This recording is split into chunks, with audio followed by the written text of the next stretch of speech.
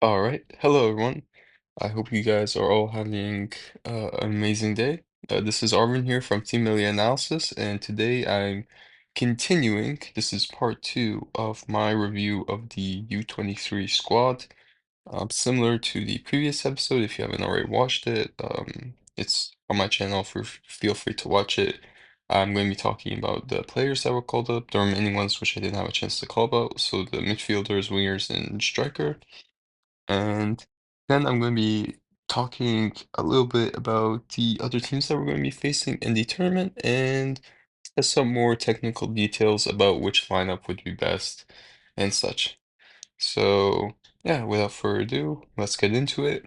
Last episode, we left off at the CDM position. We talked about Amir Mohamed Razafnia, Abbas Habibi, and Mobin Dekhan and how he wasn't called up, unfortunately. Now let's talk about the central midfielders. I'll firstly be starting off with the bad.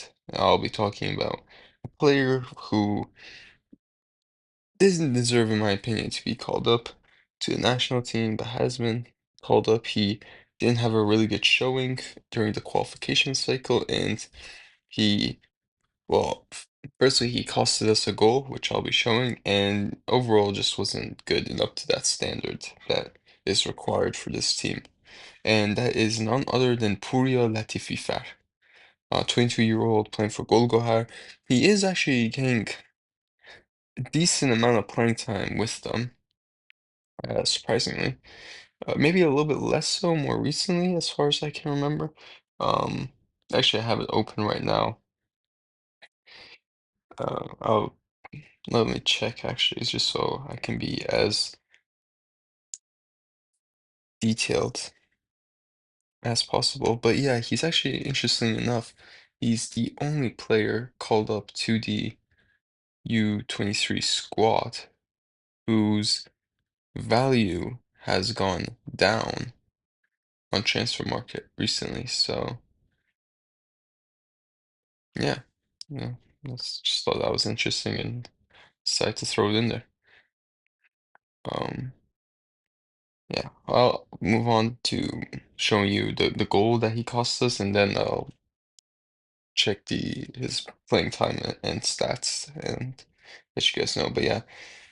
So yeah, plays for Golgohar. He was the first captain of the team during the qualification cycle. However, I believe he's been dropped as captain as far as I can see. I believe Jawad Hossein has taken up the first captain role. So yeah, and here's the goal that you can see. It's number 8. He gets the ball. For some reason, he dribbles it into our own box, and we concede the goal. So even during the rest of the games that he played first, he at times he showed a lack of like awareness. He wasn't checking his shoulder as frequently as you would expect from a central midfielder. And yeah, just overall poor. He did have some moments where he was good. I'll give him credit for that. Carrying up the ball from the box, sort of that box to box midfielder role. He did excel in that at times. However, at other times he was poor, and that's why I didn't want him to be called up this time, but here we are. So hopefully he doesn't play that much during the games.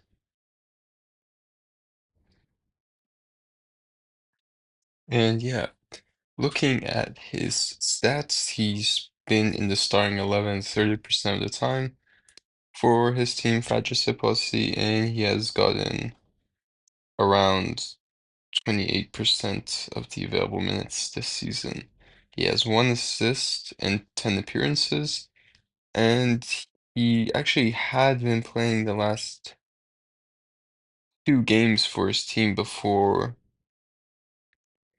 Apparently, he wasn't in the squad for the last game they played against Istiklal, so who knows, maybe he joined the Team Milli U23 camp early.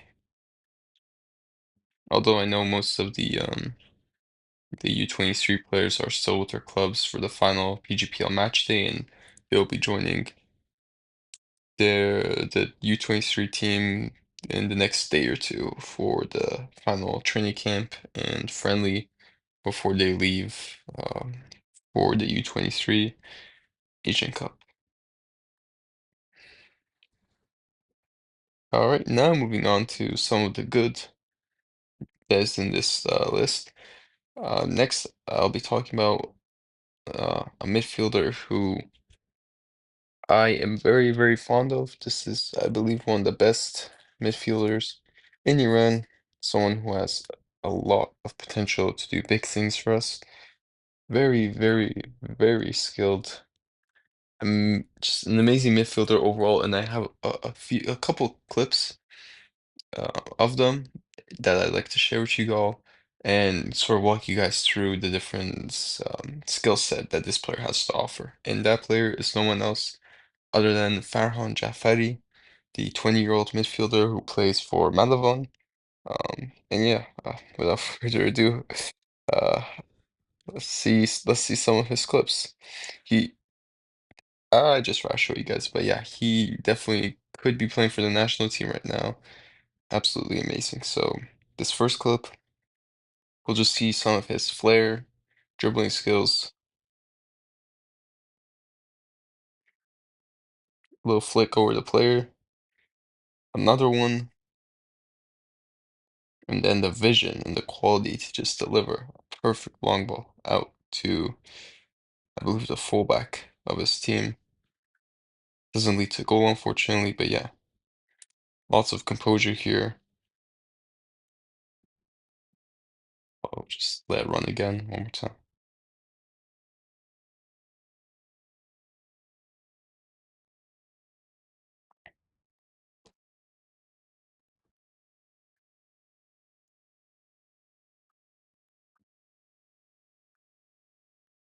All right, next clip. This is again one of his long balls. This one is during the qualification game versus Hong Kong. Gets the ball, sees the fullback making a run into the box, and yeah, just pinpoint, perfect ball, perfect speed. Fullback should 100% be doing better here to control the ball. But yeah, absolutely beautiful.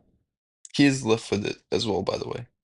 So, you know, it's not every day we see a left-footed midfielder with such quality.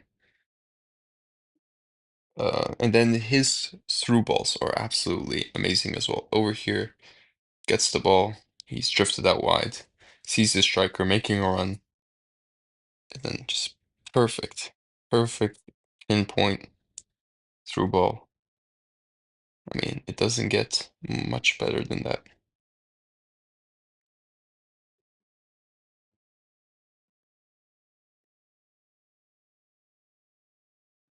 Amazing. Once again, another through ball, and during the qualification games versus Guam, gets the ball on the turn. He's really good at that as well, by the way. Getting the ball on the turn, checking his shoulder. He's so aware of his surroundings and his teammates and the opposition's players and where everyone is. Again, here turns, sees the run. Perfect.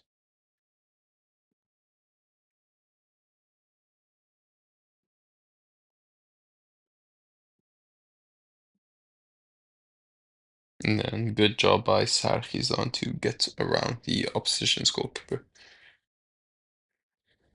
And yeah, that's pretty much it. I got those clips, by the way, from a YouTube channel called Football Vision. They're on YouTube. They post highlight compilations of Iranian players.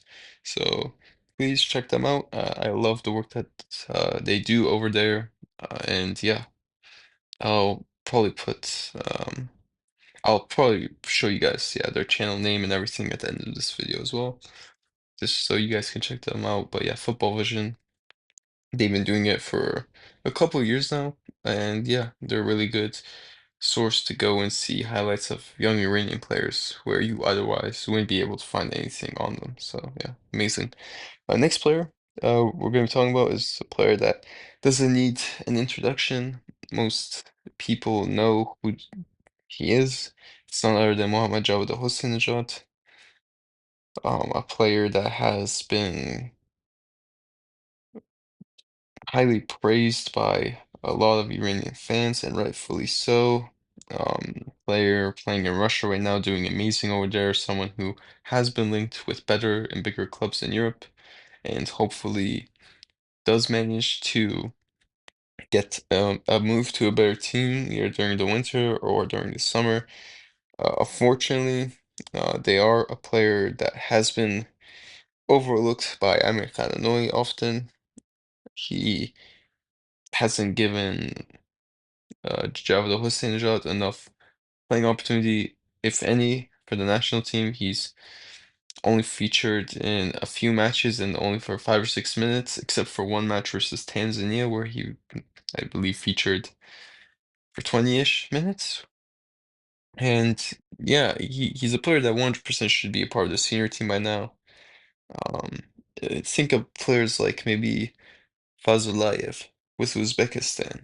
You know, he's same age as Jawad Sinajat, but he was integrated into that team a very, very long time ago. And in my opinion, Hossein Najad is much better than Fazulayev. So yeah, Jawad should be nowhere near the U23 team. Should already be in the senior team, but you know, at least the coach is blessed and the team is blessed to have him for the tournament. He is going to have to carry the team. He is the captain. He's the leader as well. And yeah, big things. I expect big things from him. He's one to look out for. Hopefully, this tournament offers him the opportunity to be seen by other teams. And yeah, hopefully he can make a name for himself.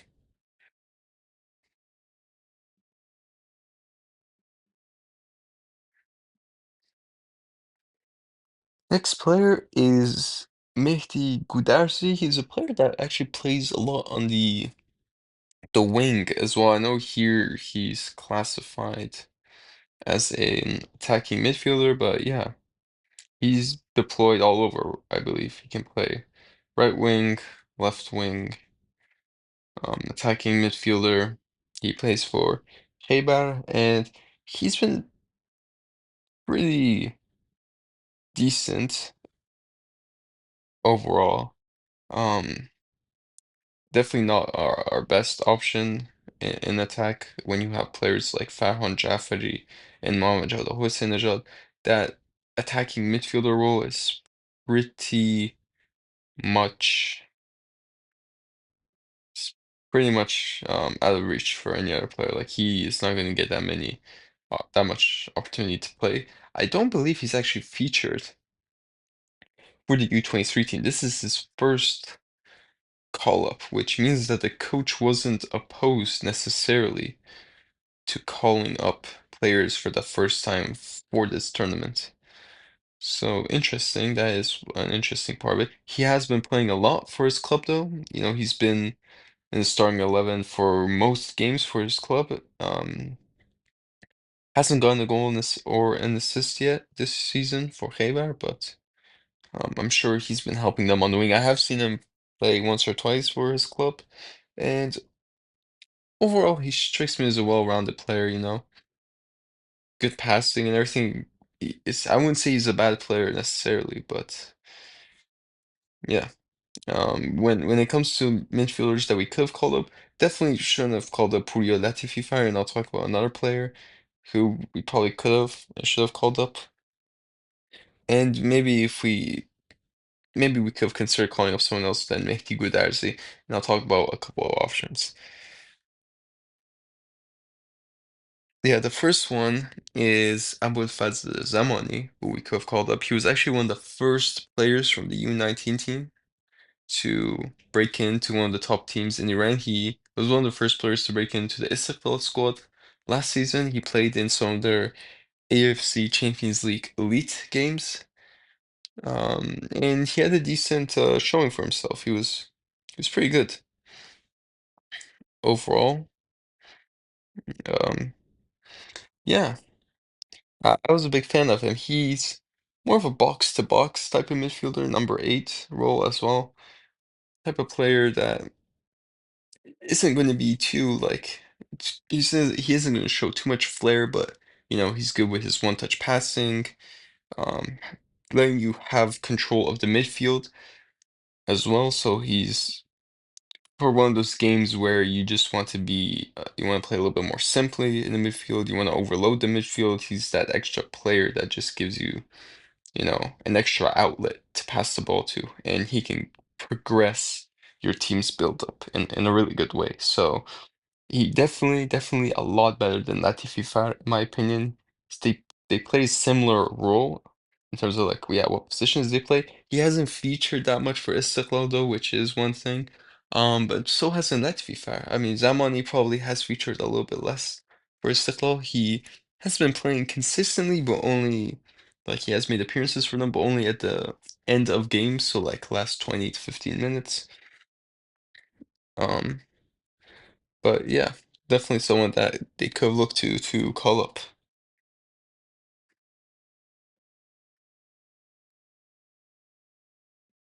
Next one is Jonathan Mu'allim. He is a 18-year-old dual national Iranian and Danish player who plays for FC Copenhagen in the uh, Danish league. He signed with the first team during the summer. He hasn't featured for them in any official games. I believe he has played in a couple friendly matches for them. But yeah, just 18 years old, being signed with the first team for a team that plays in the Champions League is absolutely amazing. He does play for the Danish youth teams as well, but who knows if the federation had put a solid effort into calling him up, they might have been able to get him to switch over. I mean, if he does play for the Iran youth team, that doesn't take away his eligibility to play for the Danish team. He doesn't get cap tied because it's the U23 team, obviously. So it would have been a good idea even to call him up for a camp, just to see if he's really, you know, he is what we think he is. He is that good player that's, playing for the biggest team in Denmark right now. Um, yeah, he plays as a central midfielder. Uh, I've only seen highlight videos of him. He seems really good on the ball. Really short, I would say, but still, he is a solid player in the midfield. Yeah, that pretty much wraps it up for midfielders. Um, Not much else to say. It's pretty good overall. The midfielders we have, the starting, I should say this, the starting midfielders. So the starting lineup that we could put out for our midfield is really good. But then where the problem in the call-ups come up is the depth that we have, which is very poor. Could have called up better players to have as subs to come in for the starters, who I will get into in the latter part of this video. Next, in the interest of saving time, I might, try to speed through some of these wingers because there are other things that we need to talk about. So, yeah, first player, Mohamed Hossein Sadiqi, left winger, right winger. He plays both um, positions. He is right-footed, but he plays both positions phenomenally. He played mostly as a right winger during the U23 qualification. He plays for Persepolis. He played for Havildar, I believe, last season. And then got that move to Persepolis in the summer. He hasn't featured for them that much, but that's because they have amazing wingers like Oronov, Omri, Tibi Buffoma. Um, who else? Yeah, and a couple more wingers who I don't remember off the top of my head. So yeah, it's been difficult for him to break into the first team, but Persepolis and their track record of developing youth players is horrendous. There's a saying, Persepolis is where youth players go to die or like finish their careers end. So hopefully it doesn't happen to him because he is really, really talented. He was even called up to an Iran national team camp where, yeah, he was looked at by Amir Khanouи. Obviously, he was never going to be selected or, invited to the next camp. It was just more so an opportunity to check out some of the best youngsters in the league during the summer. And yeah, so he's one for the future for sure. Hopefully, he either manages to get a loan out to another team um, during the winter transfer window or next summer he can leave. as so many youngsters seem to do when it comes to Persepolis. And yeah, also just just on a random side note, those jerseys, I really, really love them. Look at that. You have Persepolis right there, the ruins, and then the Achmedids, I think it's called, the soldiers. So yeah, really nice design. That's something about Iranian jerseys. Maybe we aren't able to get jerseys made by other manufacturers. Some of the more well-known brands like Puma and Nike and Adidas, but I think we do an amazing job of designing them ourselves. They would never have put in this much time and effort. Think of Al Nassr's kits, or I mean, they're maybe a bad example, but yeah, some other teams they just give other teams like the plain template and everything like that. So yeah, really nicely done. Big props to Persepolis and their jersey. And yeah, so saw that he featured for U23 qualification. He was instrumental, providing a couple of assists. Really good in attack, very flary winger. I love the way he plays, and yeah, he will definitely be playing a big part in our games. Next is Yodegor Rostemi, someone that a lot of people might be familiar with. 21 plays for Fajr Sipasi. He really jumps into the spotlight by making a move to Poland at a very young age, where things didn't really work out for him, unfortunately. He didn't get that much playing time, but even still, so he made that move to Europe at a very young age. I believe he probably was at the Kia Academy, um, that Mehdi Kia runs, and he got that move through there. So yeah, he then returned this previous summer, I believe, or maybe the summer before that, to Iran to Fajr Sipasi in Shiraz, where he has been playing consistently for them for the most part, I believe. Actually scored a penalty in his last match for them, and yeah, he's a decent left winger. I think Sadiki is a bit better than him, a little bit more technical on the ball, but Rustemi is really good at driving at defenders a lot. Like really, really driving at them. He wins fouls like that, he just drives into the box. And if you're a defender and you don't time your tackle perfectly, you are conceding a pen to him. So yeah. One more thing though, I feel like he doesn't work that well with his fullback. His coordination with them is sometimes off in terms of, the communication and all that stuff. So that is another thing as well. He could be getting a lot out of his fullback if he and Dom manage to time their runs better and communicate better and stuff. So yeah, that's one of his problems. I feel like he doesn't really help the team in terms of build up and keeping the ball. He isn't like a systems type of player, in my opinion, as much as Sadiq is when it comes to retaining the ball and rotating the ball and stuff. He's much more of a counterattack, hit him on a counterattack type of team, drive at the defense, see what happens.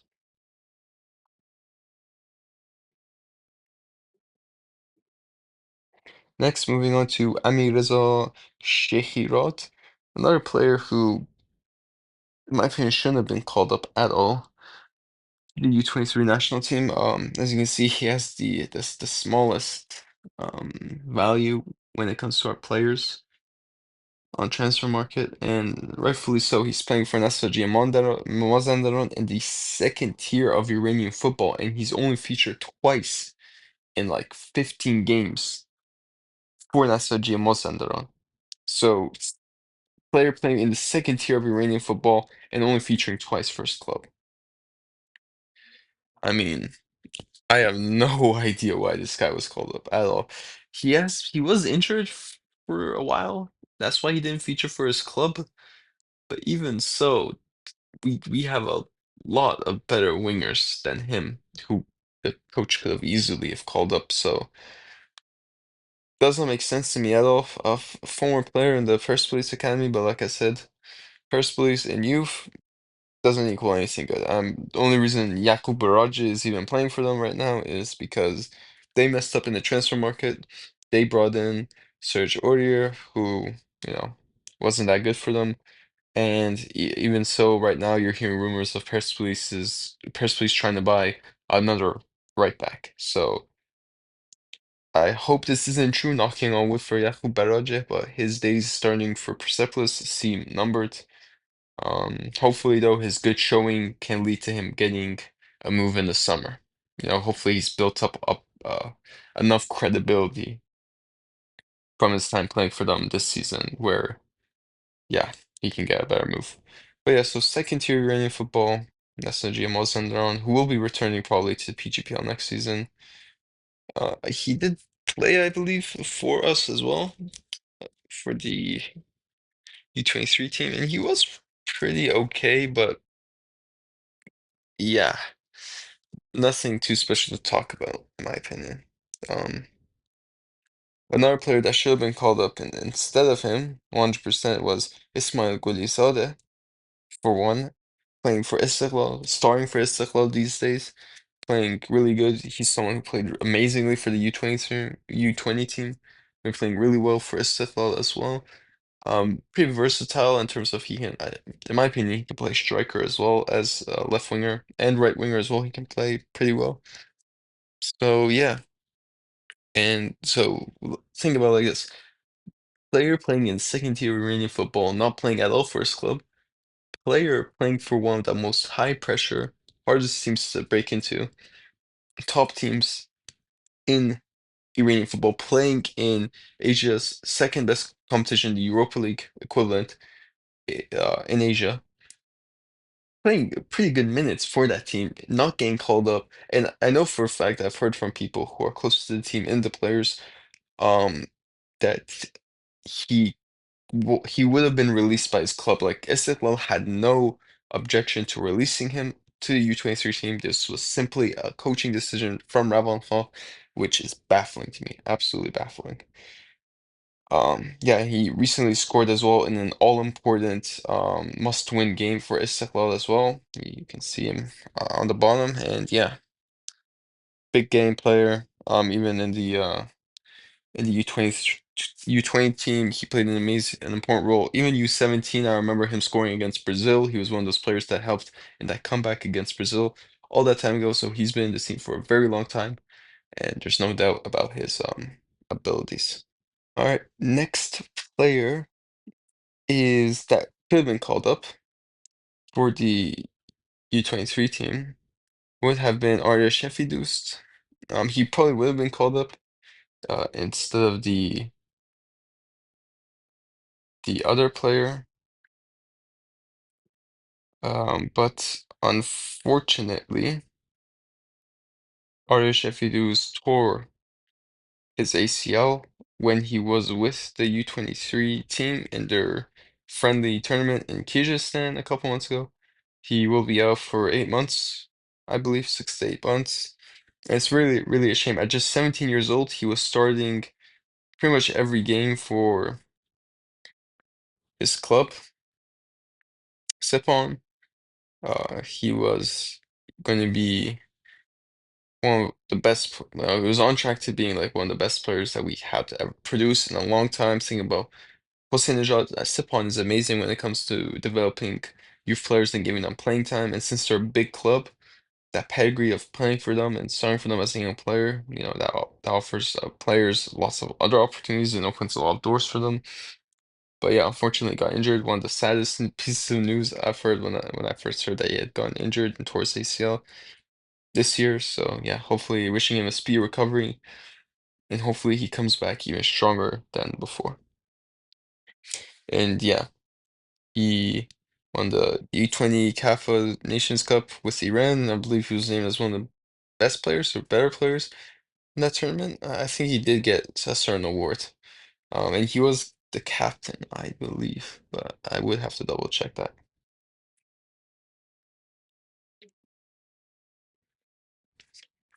Yeah, another player that could have been called up as a winger for the national team would have been Mehdad Aqa Mohammadi. He's a 17-year-old player playing for Shams Azar in Iran. At just 17, he's already playing a lot of minutes for Shams Azar. So I pulled up a picture here. 15 appearances. He's been in the starting 11 30% of the time, going 30% of the minutes. At 17, that's absolutely amazing. And the good thing about him is that he's starting to break in even more to the team. So if we look at the amount of playing time, first of all, he hasn't been injured, which is amazing. You know, we have a lot of youth players who keep on getting injured, which is not good. And then if you look at his last two games for them, he, especially, yeah, he has been been in the starting lineup, which is amazing. And yeah, he's starting to be trusted even more by his coach at just 17, playing against a team like Tractor at the cam position, nonetheless. Amazing. I've seen him play as well. Obviously, some of his decision making isn't the best at times. I can agree with that, but that obviously comes with experience. He still has that quality, you know. As soon as his decision making gets a little bit more mature, a little bit better, he'll be an amazing, amazing player. But yeah, his passing, amazing, shooting, amazing as well. Hasn't scored yet, unfortunately. He has gotten a little bit unlucky in terms of that, but yeah, he he is one for the future and 100% could have been called out at just 17. Bringing him into the U23 team now would have done lots to prepare this team for the next U23 Asian Cup when um, Olympic qualification matters. All right, next, just to fly through the remaining wingers, we have Mohamed Askeri, who plays for Sepon. He has scored, I believe it's like 8 goals in the last 10 games. For Sepon, he has broken through this year. He's one of the best youngsters now in the Iranian league, plays as a right winger and a striker. He is actually classified as a striker in the squad that was released officially, but on transfer market, obviously, because he has been playing as a winger mostly for Sipan or and striker at times. He is classified as a winger, but yeah, he can play both pretty well. He's a player that played for Fulad last year, and he had a point to prove this year after leaving on a free, being released by Fulad. Yahya Ghonmamadi, who is the former press police manager and current manager of Fulad, has a bad track record, in my opinion, when it comes to youth. He doesn't have faith in them, in my opinion, and yeah, Ascari was one of them, and he didn't really he wasn't appreciated as much in Fulad, but good to see him scoring very, very important goals for his club Sipon. He's been one of their best players this season. Happy to see him at just 19 doing so well. Unfortunately, he didn't feature in the U20 Asian Cup because Fulad actually didn't release him. So yeah, not only does Yahya Golmamadi not trust the youth as much, he also doesn't give them the opportunity to um, play and help the national team. So sad to see. And then Irfan Jamshidi, we already talked about him in the previous episode. I, I classified him as a right back because that's the only position he plays for the U23 team. He doesn't ever play as a winger. So yeah, I talked about him already. And Hamid Rizzo Zaruni. Um, I've seen this guy play as well. Doesn't really stand out to me all that much. Personally, he hasn't played that much for Khaybar either.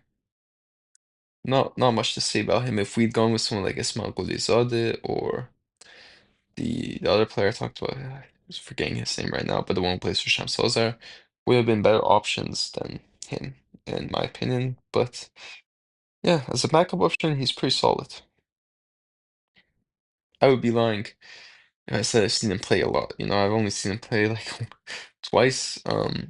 So yeah. And then for our one and only striker is Reza Gandhipour, player who made the move first to Shabab Al Ahli in the UAE League. From Malahon this year, he was one of the breakout young players. Last season in the PGPL, did really well with Malahon. Unfortunately, didn't get a move to Europe. He had offers from Russia, from the team that Jawad Hossein is playing at right now. There were rumors of him having offers from France, which were all lies. Apparently, his agent lied about that, maybe to get him a better move to, yeah, Russia or the UAE. Some of the former players who've played in Russia advised him against going to Russia, saying it wasn't a good league for him to develop. And probably he wanted to join teammates, I mean, they aren't teammates because he hasn't gotten called up to the senior squad, but yeah, fellow countryman Sardar Azmoun is at Tulay at Chawal Al Ahly, but after not being able to break through at that team, he made the move to, oh, he made the move to, I don't know, a picture of him actually, but he made the move to Al Wahda, which is the team that Qorbani and Mobin Dehqan are playing at. And he's been doing well there. He's been getting a lot more playing time. Unfortunately, the new coach also doesn't seem to like him all that much either. So yeah, I don't know who this new coach is. I'd have to check. Um, but this new coach at Al Wahda does not seem to like any three of our youngsters, which is really bad because we have two future CDMs playing there, as well as yeah, as well as one of our future strikers. This is a player that kind of reminds me of Taremi. He's really good at winning penalties and fouls. He's really smart when it comes to that, really well at playing in between the lines. He's another left-footed player. Actually, a surprising number of left-footed players we have coming up these days. Um, Really rare to see a good crop of left-footed players all at the same time, like Askari, um, Andypour, Farhan Jafari, Mohamed Jawad Hossein Nejad. And then obviously all your left backs that you have. One thing we are lacking though is a center back who is left-footed. So yeah, that is a little weakness. The current manager at Al Wahda seems to be Ronnie Diala, Norwegian manager. Yeah, where this guy is, I'm automatically not a big fan of them.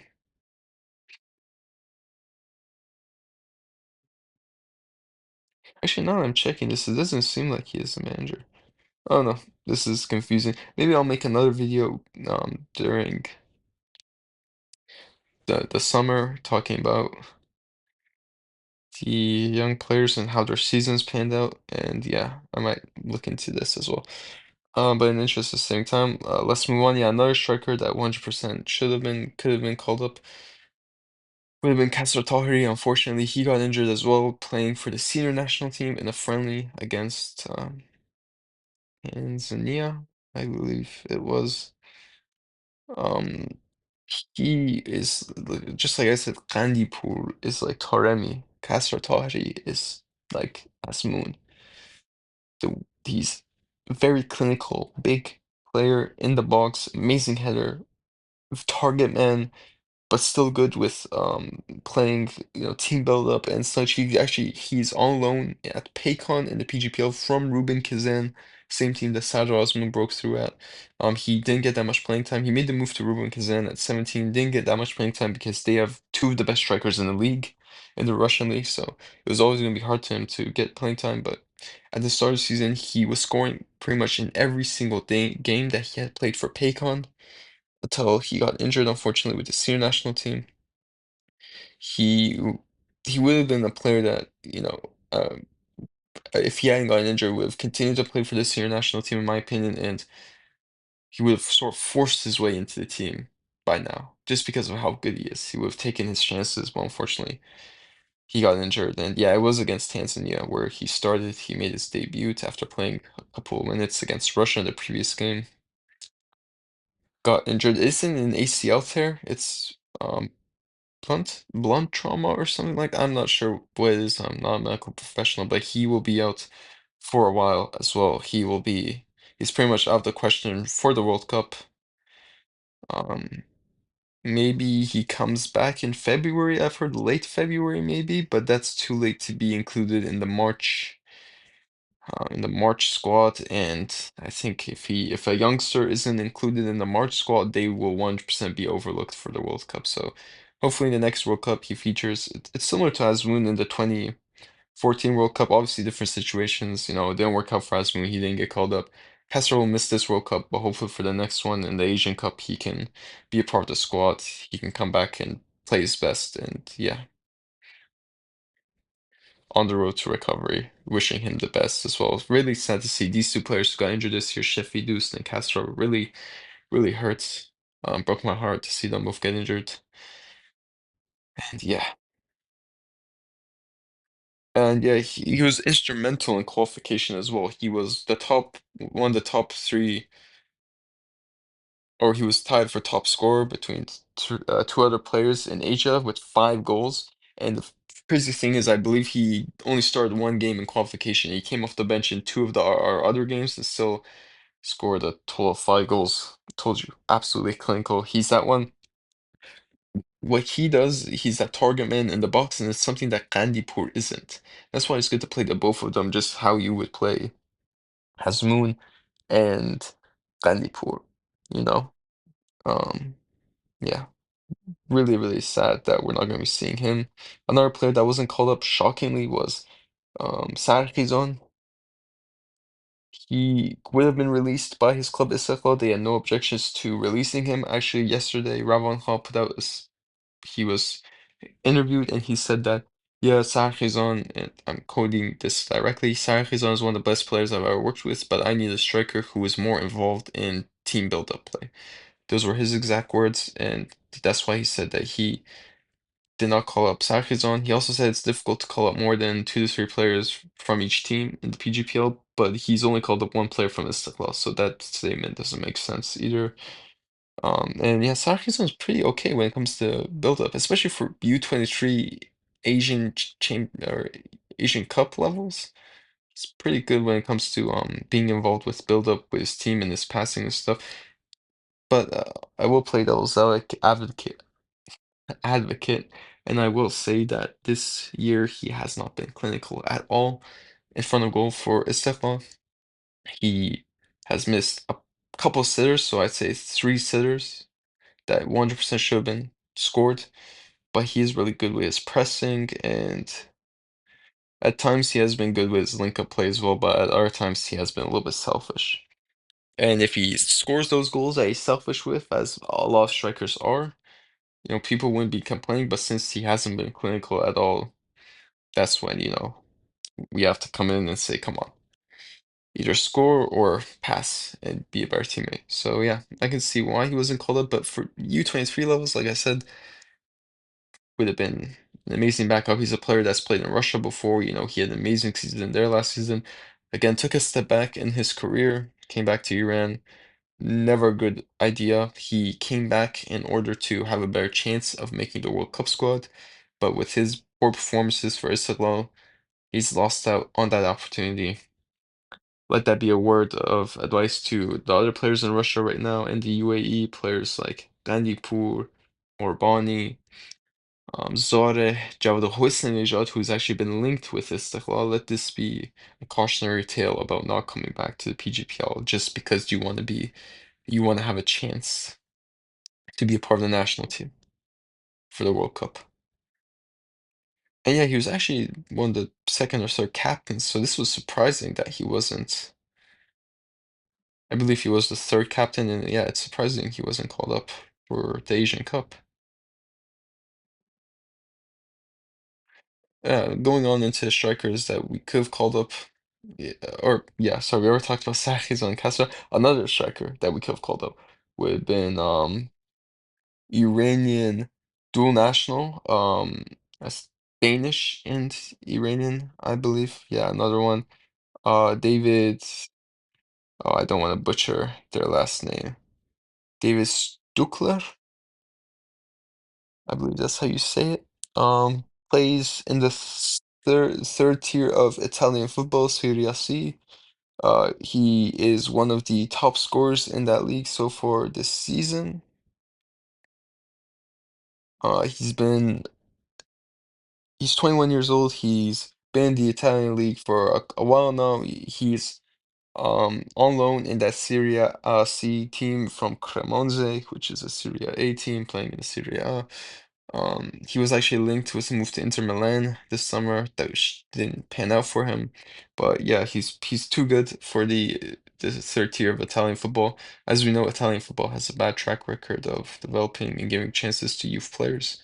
So yeah, he should 100% be either backup option now in the Serie A, or he should be starting in the Serie B. So yeah, this summer he's on track for a big move to a bigger team, either in Italy or in another country. So we definitely could seen him get called up. It's unlikely that he'll get called up to the Danish team anytime soon while he's playing in the first or second tier of, or sorry, the second and third tier of Italian football. So that would have been our chance to call him up for U23 camp and to see whether he's a good fit for us. And like I said, he's second joint top scorer in Serie C right now, but he's one of the youngest players in that category. So yeah, been amazing. All right, now moving on to now that we're done with all the players, we're going to move on to some past performances of our team. And yeah, so starting off with the last Asian Cup, I'm going to zoom in a little bit here. This was the last Asian Cup qualification where we failed to qualify for the U23 Asian Cup. We finished second in the group with Uzbekistan, Afghanistan, Hong Kong. On 6 points, we lost to Uzbekistan, which is why we didn't qualify. We wouldn't have qualified with a draw either. That was a must-win game. And yeah, so we missed out on the last U23 Asian Cup. Shocking, absolutely shocking. Um, we won 3-0 against Hong Kong. And looking at that team now, that team was absolutely stacked. So that's a worrying sign as well, because this team right now is also really, really stacked with amazing players. So if this team couldn't even get to the Asian Cup, that's worrying for our football.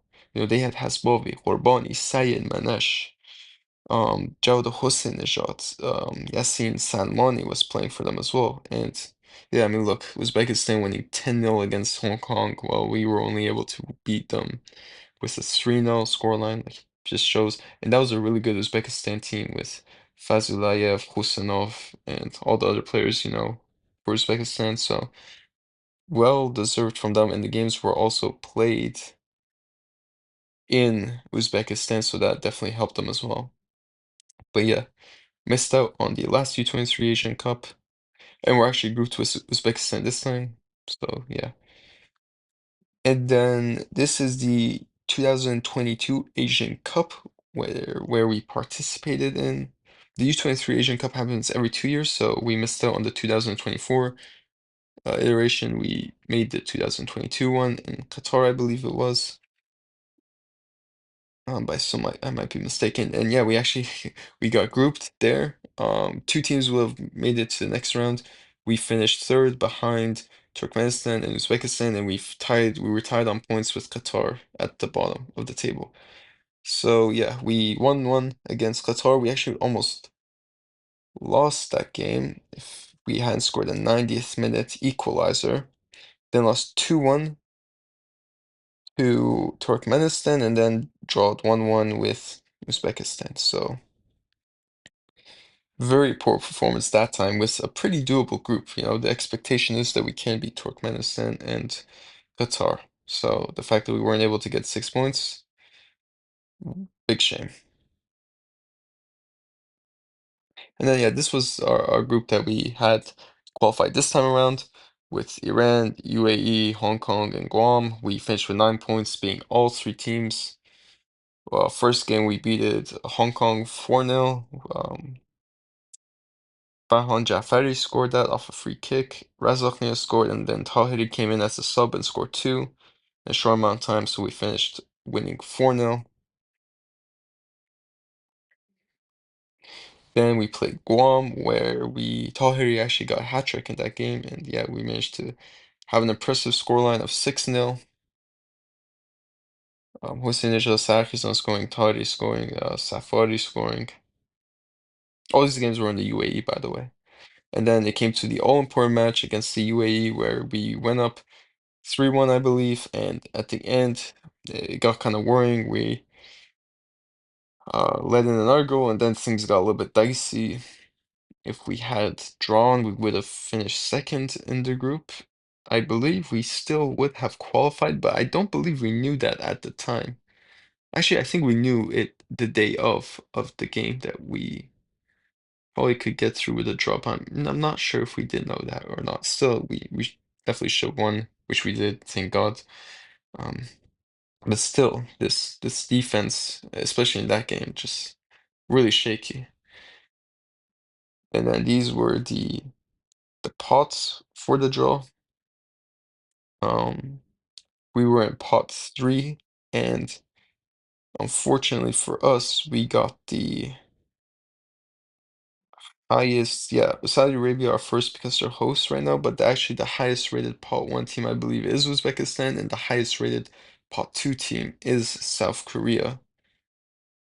And so, guess what teams we got? We got Uzbekistan and South Korea, top team from pot one, top team from pot two. Probably Japan would have been more difficult than Uzbekistan realistically, but still, group of death in this Asian Cup. Our first game is also against South Korea, which is worrying. Second game against Uzbekistan, and our third game is against Lebanon.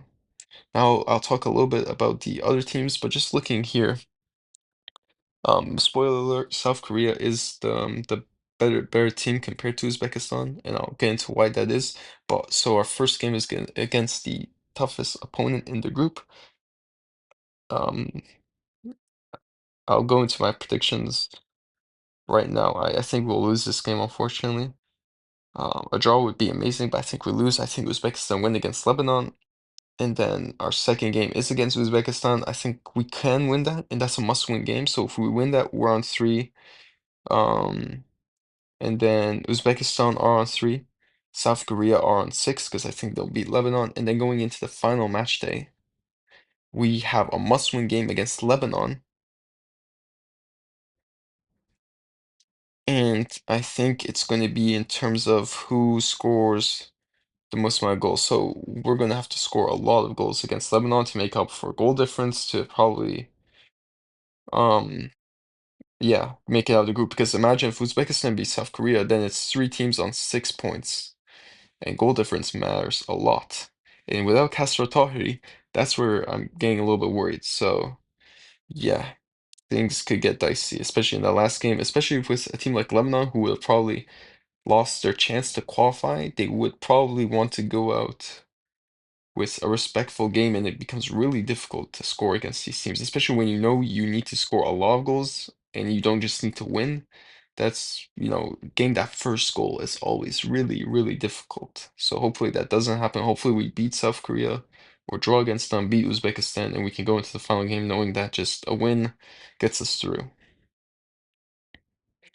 And then, yeah, just looking at how the other teams in our group qualified, Uzbekistan qualified in second place.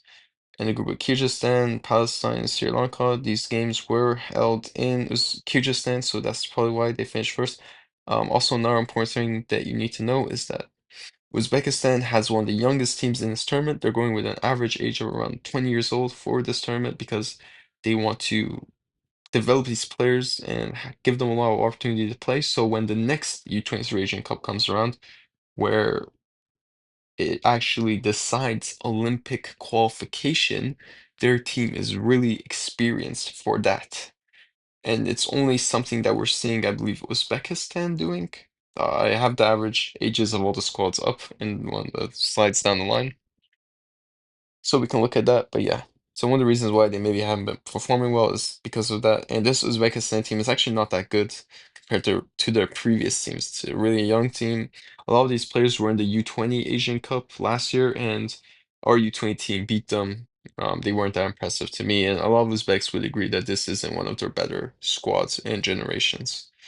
But yeah, still, 1-4-0 against Sri Lanka, tied with Kyrgyzstan 2-2, and then 1-2-1 against Palestine. In terms of their scores, pretty good all around. This one player, Morodov, seems like a really good player. He's playing for a pretty good team as well, I believe, in Europe. Can't remember which one, but yeah. Then South Korea topped their group, goal difference of +13. Absolutely amazing. Um, yeah, their game's 5-0.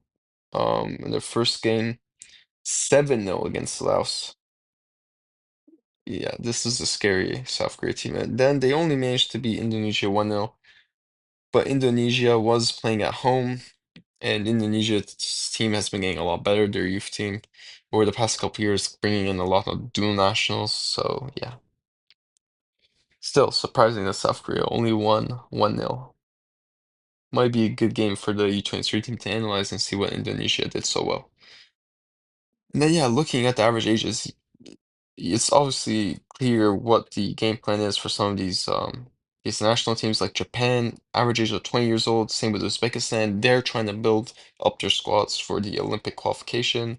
They're teams that regularly feature in that tournament, and I wonder why. Or Uzbekistan actually don't feature regularly, but they were in the last Olympic games. So yeah, it's clear that they know the best way to get their team there now. They have a proven success story now, and um, South Korea actually has one of the oldest teams, 22 years old. It's clear that they're trying to win this tournament. Same with Australia. Um, and then yeah, we're kind of in the middle, 21. We have a good mix, I think, of the U19 players and the U23 players, so and so.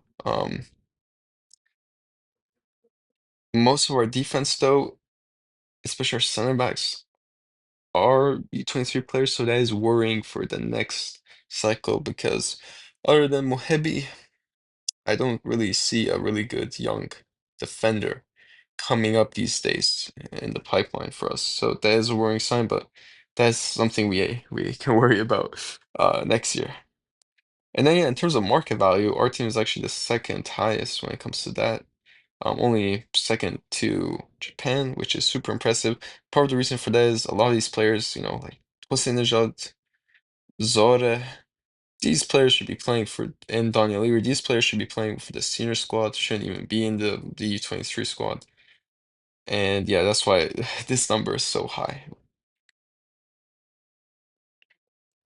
And if we do make it out of the group, we will be playing if we finish first, we'll be playing the second place team in Group D. If we finish second, we'll be playing the first finishing team in Group D. So if we finish second, we most likely play Australia, who have a really good team. They won the U20 Asian Cup, and this is pretty much the same squad from then, with a couple of older players as well. So really good balance, really, really good team. And then if we finish first in our group, we'll be playing Iraq, most likely. Although China has a really good squad as well. Either China or Iraq, we will be playing. It'll be close between those two. So yeah.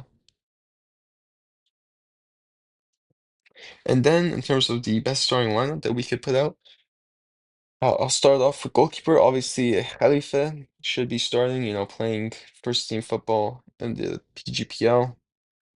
Been playing all season long, starting every game for his team. Aluminium Arok, one of the best young goalkeepers we have. So yeah, um, no surprise there. Then at left back, I went with a more defensive option. We could have went with Vuz Rifat, who's a more offensive option, but Gudarzi is a much better player defensively, and really fast, really hard to get around, really good at defending 1v1s. And since we are playing Uzbekistan and South Korea, two really good national teams, I think we need a little bit more um, defensive characteristics in the player that we choose to play in that position. And then defense picks itself, Zore and Daniel Iri, players that 100% could be playing for the senior team and probably will be, if they continue to develop the future center back pairing for the Iran national team. So it'll be good to see them play in this tournament. One of the worrying points is that Zore is a very slow defender, even though he's really tall, he's not that fast. So yeah, hopefully they have a game plan to make sure that he doesn't get caught out and other players aren't able to make runs in behind him too easily and yeah, beat him on pace. And then at the right back position, I went with Mahdavi. Yeah, my slips. Forgot his last name over there for a second, but yeah, the best option we have. I mean, Baraja isn't with the team. If Baraja was with the team, I probably would start him. But yeah, he's not bad either. He'll be, like I said, well-rounded player, pretty good in defense, pretty good offensively, but not doesn't excel in either side of the game that much, but yeah, he's better option we have between the two. And then CDM Razoknian, like I said, most of these players just pick themselves. Razoknian, phenomenal CDM, really modern CDM in my opinion. And then two midfielders, you guys already know, really like Jaferi. And then Hossein Nejad. This midfield of Razoknian, Jaferi, and Hossein Nejad is actually like a midfield that could be playing for the senior team right now, in my opinion. Really, really good midfield. The only problem is the substitutions and the lack of depth could really hurt us. And then Sadafi at left wing could win with Rostami, but Sadafi is a little bit better in my opinion. Gandipur as striker, only striker we called up, except I guess you can say Askari as well, but I'm playing Askari on the right wing. And yeah, that's pretty much it. What you can expect from this lineup is that they're going to be defensively solid, but then offensively as well. This is a really good team. This starting 11 is really good. What worries me is first of all, the fact that the coach might not put out this starting lineup, which is a possibility, you know. Might be stupid, might put Latifi Far instead of Jafari or something like that, which is worrying. And also the substitutions aren't that good, going to be that good either. So hopefully these players stay fit. They don't get tired out. I mean, the good thing is that I guess you could say our toughest games are the first and second game. So yeah, hopefully our players can give it their all in those two games, and if we manage to get 6 points or 4 points, then that next game against Lebanon should be um, an easier game. Although I don't want to say it's going to be an easy win for us. Obviously, we have to push every game um, with that not that attitude that oh yeah we're coming in as favorites, but as in we gotta prove ourselves, which a lot of these players do. You know, like Javad Hossein-Nejad, Razak Nia, these players getting overlooked. Zoreh, Daniel Iri getting overlooked for the national team. This is where they can prove themselves. One worrying point as well is that our recent results haven't been that good. Actually, they've been horrible. We participated in a friendly tournament in Kyrgyzstan where we played the U21 Russian team, not even the U23 Russian team. The U21 Russian team, we lost 2-0. Horrible game. Khalifa was really poor in this game, I believe, as well. Really bad. And then Kyrgyzstan as well, 2-1 we lost. Again, really poor signs that this team had regressed a lot, especially because their defensive shape was something that really impressed me during the Asian qualification cycle. The defensive structure that Rawan Khan employed was one that I was a really big fan of, especially when we had scored already and we are just sitting back and defending. It was a really nice defensive structure, which I'll talk about a little bit, I think, on the next slide. And then we won 1-0 in Bahrain against Bahrain's U23 team. Not much to say about that game either. We weren't clinical at all. We missed a lot of chances. So again, even though we won, really poor once again. But yeah, this is just a quick clip when we were 3-1 up. This was a pretty solid defensive structure. I mean, look, back six, players shifting over pretty well and communicating on who is covering who, in my opinion. Um, yeah, and it was really hard for the UAE to break us down. So if we managed to score early on against South Korea or Uzbekistan, I think they might have a bit of trouble trying to break us down, which is good. Hopefully. They've improved their defensive structure. They've taken note of the liabilities that were present in the Kafa, or not Kafa, in the Kyrgyzstan tournament. And yeah, they're going in with a solid game plan. And yeah, that pretty much wraps up wraps up this video. I hope you guys enjoyed this review of the squads and the opposition teams that we're going to be playing. Feel free to like and subscribe if you want to see more content like this. I'll probably be posting a video after the tournament is over. If we do really well and we make it out the group, I might post a video before the knockouts. But you know, with school and everything, I'll most likely just be posting a video reviewing the team's performance after the tournament is done. In terms of first team football for the clubs that these players will be missing out on.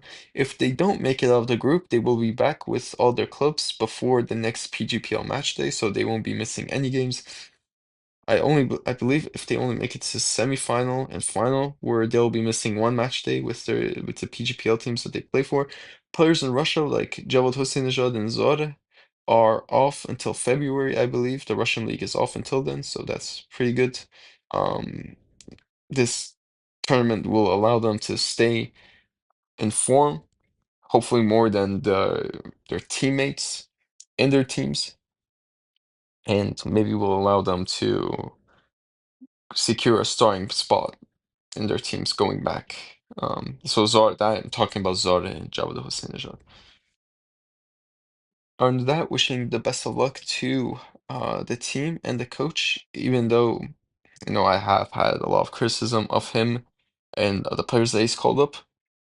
Starting with the first game, I will only criticize him for the choices he makes based on the squad that he's called up. I've already criticized him for the players he's called up. Right now, I'm not going to say, oh, but if he'd called up this player or that player, things would have been different. I'm only going to be criticizing him when it's warranted for the choices he makes, like the starting lineup with based on the players that he has and the substitutions and the game management and game plan and everything like that. So yeah. So criticism about the squad selection is out of the way right now. And he 100% has my support. I want the best for all these players. So yeah, best of luck to them and to all these players, and hopefully they can um end the big drought that our youth teams have had in terms of success in U23 and U20, U17 tournaments. This is a really talented squad, one of the best that we've seen in a while, in my opinion. And yeah, they can go far if they put their best foot forward. Thank you once again for watching. Hope you have a great day. Yeah, see you guys in the next video.